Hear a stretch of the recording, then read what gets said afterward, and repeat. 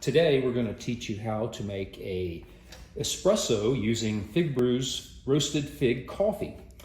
We have a can of Figgee here. We have a DeLonghi Stilosa espresso machine with 15 bars pressure.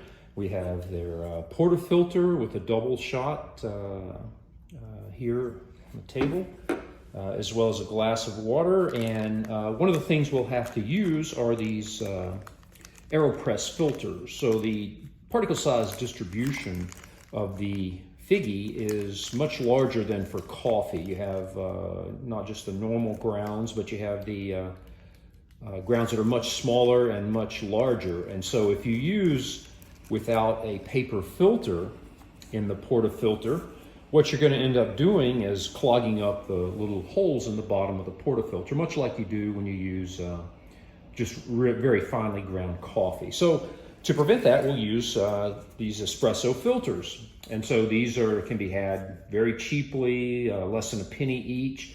Typically you need to use one or two for these purposes. We'll use two. We'll just dump them in some water, pre-wet them, overlay them, and install in the bottom of the portafilter here.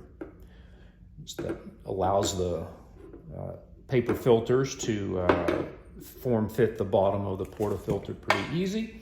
And we'll use Figgee here. You just not necessarily to fill it, since it's more concentrated. You use typically about half full for the portafilter is plenty. We'll install it on the DeLonghi, which is up to temperature and ready to go. And then everything else is just the same. Turn it on and wait for that delicious espresso to come out.